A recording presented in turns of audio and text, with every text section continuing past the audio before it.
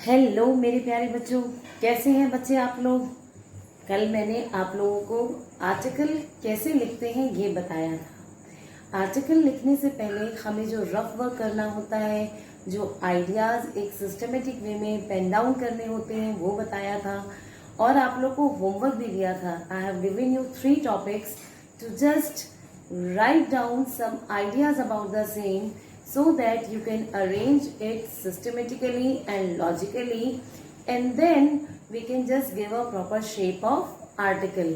फिर हम इसे आर्टिकल के रूप में किस तरह से प्रेजेंट करेंगे वो मैं आपको आज बताऊंगी। तो आप सबने वर्क किया है ना? Very good. So let's learn about the article. But article लिखने से पहले सबसे पहले मुझे उसका फॉर्मेट पता होना चाहिए, और उस फॉर्मेट को किस तरह से हमें एग्जीक्यूट करना है, उसके साथ ही साथ हमें किस किस तरह से बोर्ड में मार्क्स मिलते हैं, आप क्या क्या चीज़ें किस तरह से राइट करेंगे, किस तरह से फॉलो करेंगे, ताकि आपके 10 में से 10 ही नंबर आए। तो आइए आज हम सीखेंगे आर्टिकल का फॉर्मेट लिखना। But let's see about the marks division of this article. Because in article, whenever you are going to be asked to write an article, your format is going to be include title and writer's name. आपका format में क्या आता है? इसमें title and writer name. It is going to have the weightage of 1 mark. यदि आपने marks 1 अपने format में लेने हैं तो आपको सबसे पहले क्या करना होगा? प्रॉपर टाइटल देना होगा और राइटर नेम लिखना होगा। क्वेश्चन में आता है, suppose you are Aarti Arpit, okay, and you are just asked to write an article about anything. तो here writer's name is going to be given as Aarti और अर्पित। ठीक है, आपका जो भी टॉपिक है, जिस भी टॉपिक में, सपोज कल मैंने आपको एक टॉपिक दिया था इलिटरेसी, तो आपका आर्टिकल का टॉपिक क्या हो गया? इलिटरेसी। आपका राइटर नेम क्या हो गया? According to the question. और अगर क्वेश्चन में नहीं दिया हुआ है so you can mention only XYZ। फिर हम आते हैं कंटेंट पे। Your content is going to include value points related to the topic. कल मैंने आपको बताया था बेटा कि किस तरह से मेन पॉइंट्स को आपको स्टेप बाय स्टेप इंक्लूड करना है, and it is going to carry 4 marks. यानी कि एक 4 मार्क्स अगर आपको आउट ऑफ 10 अगर गेन करने हैं तो इसमें से आपको क्या करना पड़ेगा? जो आपके पॉइंट्स हैं रिलेटेड टू द टॉपिक, उसको प्रॉपर वे में स्टेप बाय स्टेप लिखेंगे। इट मीन्स अभी आपके हमने 50% मार्क्स की बात कर ली। 1 marks is for format, 4 marks for what? For content. Then comes to expression. Expression is going to include the grammatical accuracy. मैंने आपको पहले भी बेटा राइटिंग सेक्शन में बताया था कि आपका जितना भी राइटिंग सेक्शन है वो किस में डिवाइड होता है? उसमें आपका फॉर्मेट होता है, कंटेंट होता है और एक्सप्रेशन, और सभी के अपने अपने अलग अलग मार्क्स वेटेज होती है, और उसी के अकॉर्डिंग आपको मार्क्स लिखते हैं। सपोज आपने कंटेंट बहुत अच्छा लिखा, फॉर्मेट भी आपने बिल्कुल सही दे दिया, बट आपका एक्सप्रेशन रॉन्ग है, यानी आपने उसमें बहुत सारी ग्रामेटिकल एरर की हुई हैं, स्पेलिंग मिस्टेक्स की हैं, तो आपके मार्क्स कट जाएंगे। तो हमें कंटेंट एंड फॉर्मेट के साथ साथ किस बात का ध्यान रखना होगा कि हमें ग्रामेटिकल एरर भी अवॉइड करनी है। और मैंने इसके लिए आपको क्या बताया था? एक्सप्रेशन में आपको टेंसेस का ध्यान रखना है, और आपको अपने जो वोकेबलरी है वो भी आपको क्या है, थोड़ी स्ट्रांग करनी होगी। अपने स्पेलिंग मिस्टेक्स वगैरह को अवॉइड करना होगा। So what things are going to be included here? Grammatical accuracy, spelling, style, relevance of ideas. आपके जो आइडियाज हैं वो बिल्कुल रेलिवेंट होने चाहिए, टू द पॉइंट होनी चाहिए, नहीं तो उसमें भी आपके मार्क्स कट हो सकते हैं।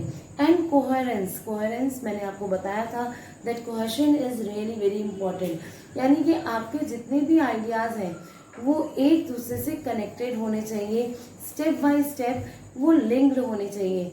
ऐसा नहीं लगना चाहिए कि आपने जबरदस्ती उस आइडिया को इंट्रोड्यूस किया है।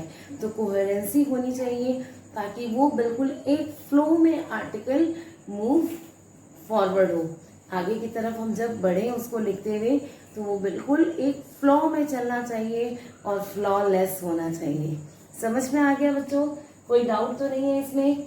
और वैसे भी आपने देखा होगा कि कोई भी राइटिंग स्किल अगर आप लिख रहे हैं तो उसमें हमें कुछ ज़रूरी बातों का ध्यान रखना ही पड़ेगा, वरना हमारे मार्क्स उसमें क्या हो जाते हैं, कट हो जाते हैं। और ऐसा तो बिल्कुल नहीं होगा, क्योंकि आप मन लगा कर पढ़ रहे हैं और मैं बहुत मन से आपको पढ़ा रही हूँ।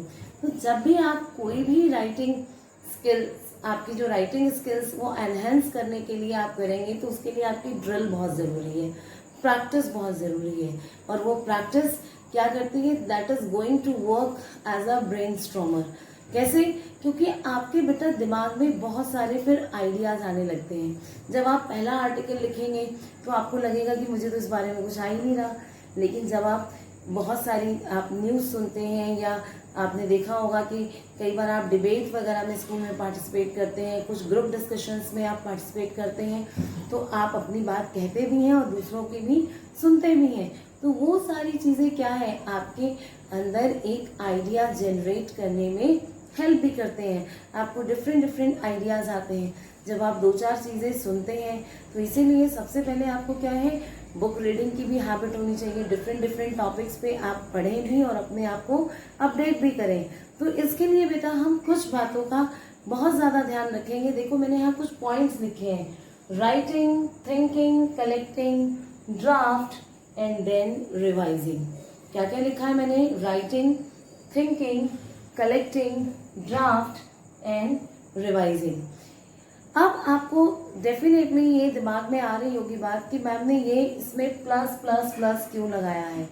ये प्लस प्लस आपके आर्टिकल को करने वाले हैं एकदम परफेक्ट। बेटा writing is a process which includes some ideas, and it also just we used to just think about that topic, and then what we will do, we will just gradually develop them, and when these ideas are going to be developed, it is going to take a shape of particular style।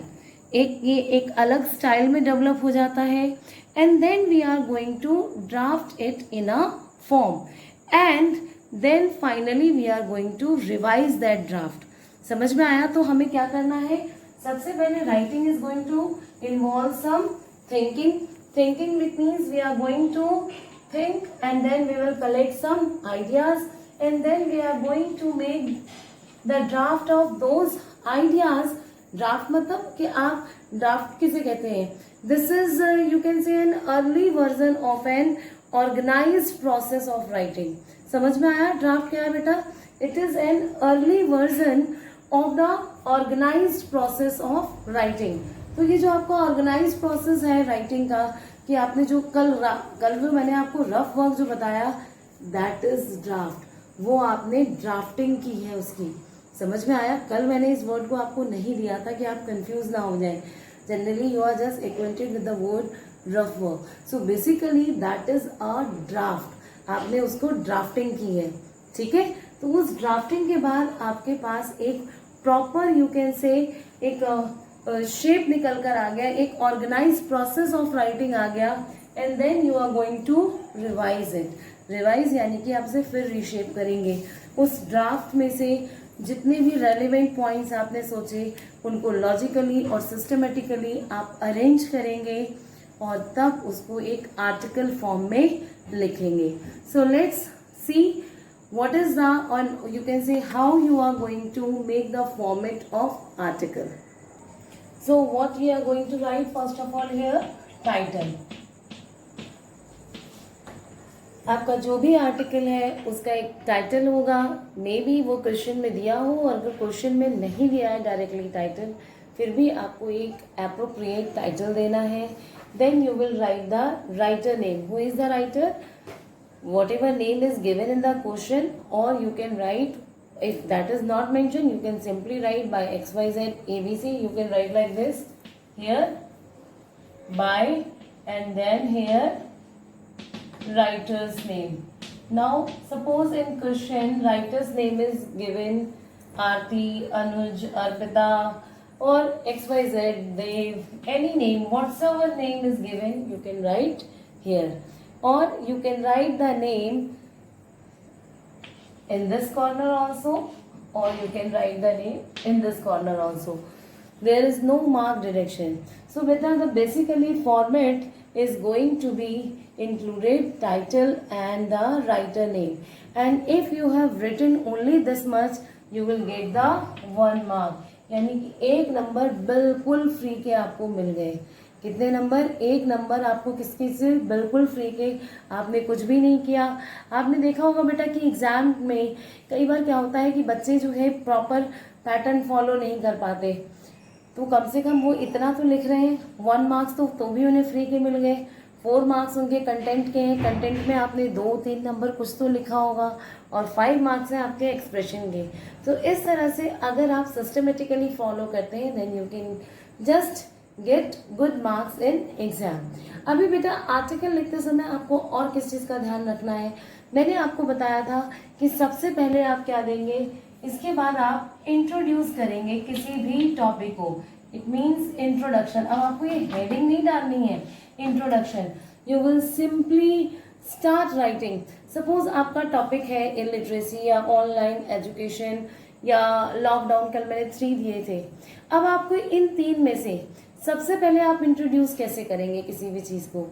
आपको बेटा उसकी definition लिखनी है, और definition से भी पहले आपको अगर एग्जामिनर पे बहुत अच्छा इंप्रेशन डालना है, बहुत अच्छा इंप्रेशन डालना है, और वो 100 मार्क्स अचीव करने का टारगेट आपका है, तो आपको इंट्रोडक्शन से भी पहले यहाँ पर एक कोट अगर आप लिख देते हैं, कोई भी कोट, तो बेटा बस आप ये समझ लीजिए कि इम्प्रेशन आपका बहुत अच्छा गया है. सपोज आपने इलिटरेसी लिया, तो इलिटरेसी में आप एक कोट डाल सकते हैं, like remove illiteracy from India. Here lots of feelings remain invisible only because of illiteracy.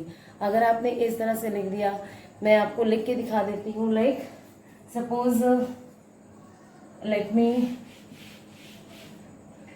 आपने यहाँ कोट से शुरू किया. आप कोट से शुरू कर रहे हैं तो आपको इन्वर्टेड कॉमा से लिखना है. समझ में आ रहा है बेटा? Remove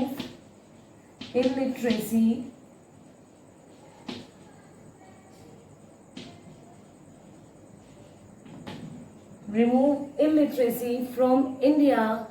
here lots of emotions are here, lots of emotions are invisible.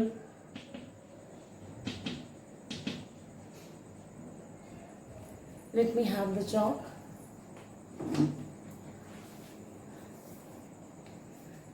Invisible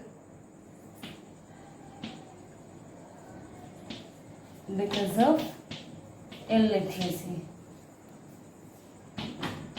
ये मैंने ये अभी आपने इस लाइन में बहुत कुछ कह दिया. आप चाहें तो कोई दूसरी डेफिनेशन भी लिख सकते हैं, like illiteracy is the poison. ये भी बहुत अच्छी कोटेशन है.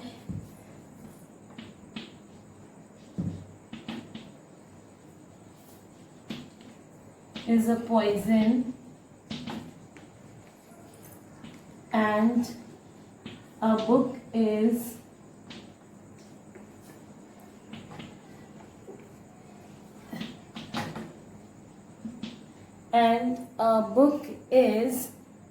its antidote. ठीक है, समझ में आया बेटा?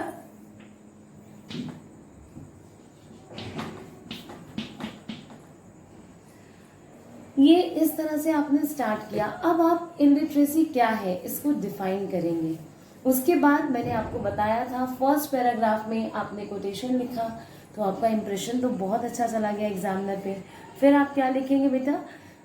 उसका आपको उसको डिफाइन करना है. उसको 3-4 लाइन में आप डिफाइन कीजिए. What is illiteracy, how we can just you can say define illiteracy. Illiteracy is not merely just being not having the knowledge of anything, rather it is the what is it? Illiterate means a person who cannot read or write, not having the knowledge of anything. It means ये आपको इस तरह से mention करना है कि आपने उसको डेफिनेशन दे दिया that not having the knowledge of alphabets, not knowing the, you can say, not having the ability to read or write is known as illiteracy। तो इस तरह से आपने उसको डिफाइन कर दिया।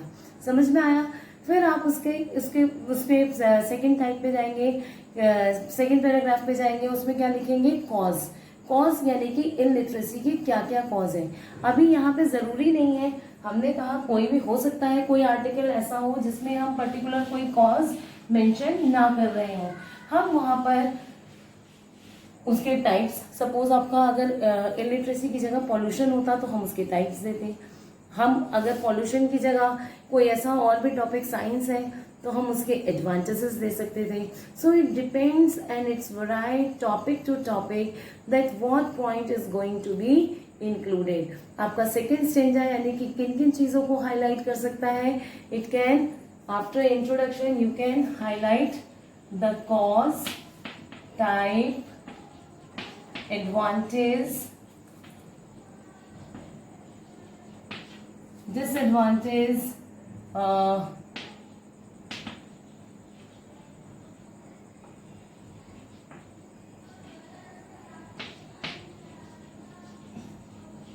effect or any other things. So these things are going to be included in the second stanza। अभी आपने देखा कि अगर आपने ऑनलाइन एजुकेशन पे लिया होता तो आपका ऑनलाइन एजुकेशन को अगर आपको स्टार्ट करना होता तो आप इसको इंट्रोडक्शन कैसे देते? Online education is just like a rising tide. आप एक कोट लिख सकते हैं और बहुत सारे, online education is just like a rising tide, it is going to lift all the boats. ये क्या है? सारे बोट्स को आगे लेके जाने वाला है, यानी कि एक पंच आपने बिल्कुल इनिशियल स्टेज पे दे दिया। और उसके बाद क्या है? आप इसमें से ऑनलाइन एजुकेशन में क्या है? ऑनलाइन एजुकेशन के एडवांटेजेस आप डालेंगे। एडवांटेजेस में आप सिस्टमेटिकली आपने जो रफ वर्क किया हुआ है, अब आप उसमें उसके क्या क्या एडवांटेजेस हो सकते हैं कि आपका जो कम्यूटिंग कॉस्ट है वो बच रहा है, आपका टाइम सेव हो रहा है, you can plan multiple courses at a single time. तो बहुत सारी चीजें आप एडवांटेजेस वगैरह ये सारी चीजें आप पहले इसको नोट डाउन करेंगे।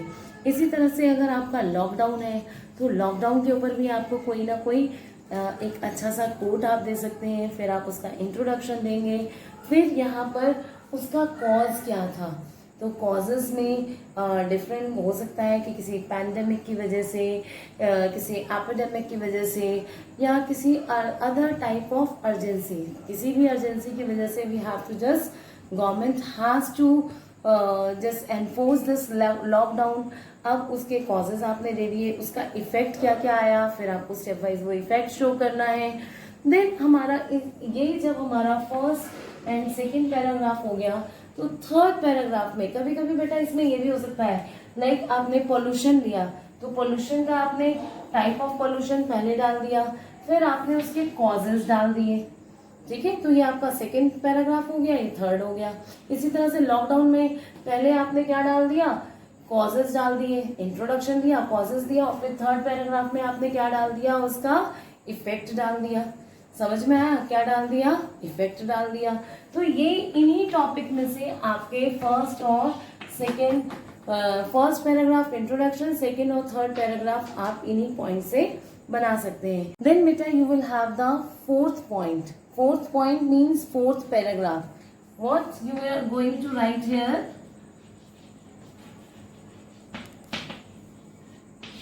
Suggestion. Now suggestion is going to include, you can just write about that how you are going to spread awareness regarding benefits। आप कोई भी टॉपिक लिख रहे हैं उसके बारे में आप सजेशन दे सकते हैं कि गवर्नमेंट कॉमन पीपल को अवेयर कैसे कर सकती है, कि वो किस तरह से कॉमन लोगों को media, speeches, posters, street plays, इनके थ्रू हम मोटिवेट कर सकते हैं। हम ये सारे सजेशंस दे सकते हैं। और क्या दे सकते हैं? We can just motivate personally also, assistant by volunteers, हम इसमें ये भी डाल सकते हैं। हम ये these are some points which you can include, कि आप इसमें वॉलंटियर्स किस तरह से हेल्पफुल हो सकते हैं, और क्या what are the facilities and opportunities which need to be increase, कि गवर्नमेंट की तरफ से क्या क्या फैसिलिटीज और क्या क्या अपॉर्चुनिटीज लोगों को प्रोवाइड की जानी चाहिए, ताकि हम उन सारी समस्याओं या जो भी आर्टिकल से रिलेटेड हमारी बात है उसको हम फैसिलिटेट कर सकें। समझ में आ रहा है बेटा? और दूसरी चीज आप दे सकते हो कि किस तरह से हम जो हमारे रिमोट एरियाज हैं उस पर हम इफेक्टिवली वर्क कर सकते हैं, उसको कैसे कवर कर सकते हैं, जो अनटच्ड एरियाज हैं वहां पे हम कैसे अपने कैंपेन्स वगैरह चला सकते हैं। तो ये सारे सजेशंस आप जो भी हैं, सपोज आपका इलिटरेसी है तो इलिटरेसी में आप किस तरह से क्या सजेशन दे सकते हैं कि गवर्नमेंट क्या क्या पॉलिसीज इंट्रोड्यूस करें, और जो जो पॉलिसीज इंट्रोड्यूस ऑलरेडी हैं वो किस तरह से प्रॉपरली एनफोर्स हो ताकि लोगों को उसका मैक्सिमम बेनिफिट्स मिल सके। तो ये सारी चीजें बेटा हम ऐड करेंगे। इसके साथ ही साथ हम इसमें कंक्लूजन भी डालेंगे। अभी आपके पास 2 चॉइसेस हैं कि आपने इंट्रोडक्शन दिया, देन आपने कॉज इफेक्ट जो भी है आपने इसमें से जो मैंने यहाँ पे पॉइंट्स लिखे हैं इनमें से आप 2 सेपरेट पैराग्राफ बना लें या इसको कंबाइन भी कर सकते हैं, ठीक है। और इसको हम 3rd में कन्वर्ट कर दें और 4th कंक्लूजन का कर लें, और you can make a separate paragraph of cause, then effect, and then suggestion, and suggestion is going to be included your conclusion and a punch line which is going to have the gist of the article, यानी कि पूरे article का yeast आपको 2-3 line में फिर लिखना है, ठीक है। फाइनली अपील के साथ आप आर्टिकल को एंड करेंगे। अगर आप इस तरह से आर्टिकल लिखते हैं तो डेफिनेटली आपका आर्टिकल बेटा बिल्कुल एक्यूरेट लिखा जाएगा, उसमें किसी तरह का फॉल्ट और फ्लॉ नहीं रह पाएगा, और बिल्कुल फ्लॉलेसली आपका जिसे कह सकते हैं आप आर्टिकल लिखेंगे और एग्जामिनर को इम्प्रेस करेंगे। लेकिन इसके साथ साथ मैंने देखा है कि कुछ बच्चे कंफ्यूज रहते हैं कि मैम ये तो आपने बता दिया कि हमें इंट्रोडक्शन लिखना है, सबसे पहले हमें कहाँ से स्टार्ट करना है बेटा? कोटेशन से। देन हमने जब एक कोट लिख दिया, आपने एक कोटेशन लिख दिया कि मैम लेकिन उस समय हमें कोटेशन कहाँ से याद आएगी, हम नहीं मैनेज कर पाएंगे मैम। तो बेटा ये सारी चीजें इसीलिए तो कही जा रही है कि आप प्रैक्टिस करें। जितने मैक्सिमम आपने देखा होगा कि आपके जो डे टू डे लाइफ में जो कुछ कॉमन चीजें हैं, कुछ कॉमन आर्टिकल्स हैं, जो कुछ कॉमन टॉपिक्स हैं, उनके बारे में आप जरूर पढ़ें, अपने आप को अपडेट रखें, because reading is really a good habit. Reading enhance your knowledge and just keep you updated. तो उसके लिए आपको अपडेटेड भी रहना पड़ेगा। सपोज अब एक हम कोई जनरली वैसे ही टॉपिक ले लेते हैं, जैसे मैंने भी इलिटरेसी पे बताया आपको मैंने ऑनलाइन एजुकेशन पे बताया। सपोज बेटा you want to write a quotation on lockdown, आपने लॉकडाउन के ऊपर आर्टिकल लिखना है और आपको लॉकडाउन पे कोटेशन लिखनी है। So what you can write, देखो अब लॉकडाउन ने सबके इमोशंस को ट्रिगर अप किया है, सबको इमोशंस को टारगेट किया है। तो यहाँ पे आप बना सकते हो I cry, I panic, I bounce back because lockdown has triggered all my emotions. तो इस तरह से आप ये दे सकते हो।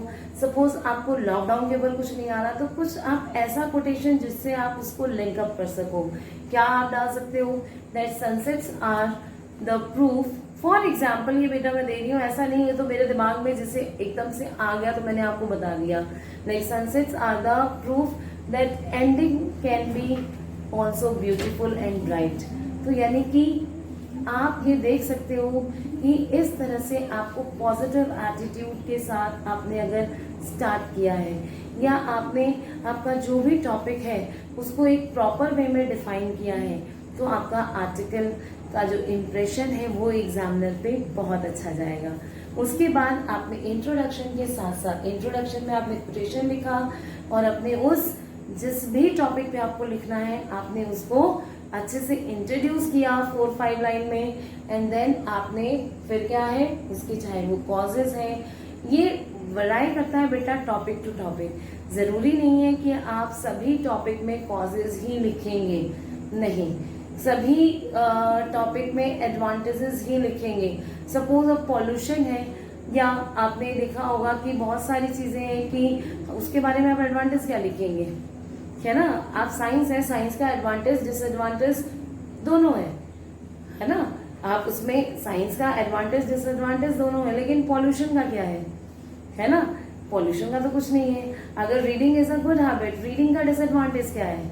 तो यहाँ पर बेटा आपको इस चीज का ध्यान रखना होगा कि किस टॉपिक में आपको ये सारे पॉइंट्स फिट बैठ रहे हैं या नहीं बैठ रहे हैं। देन आपके पास ये पॉइंट आपका फिक्स है कि आपको सजेशंस देने हैं, उसके आप गवर्नमेंट के लिए सजेशन दें, कॉमन पीपल के लिए दें, ठीक है ना, जो लोकल बॉडीज वर्किंग है उनके लिए सजेशंस दें।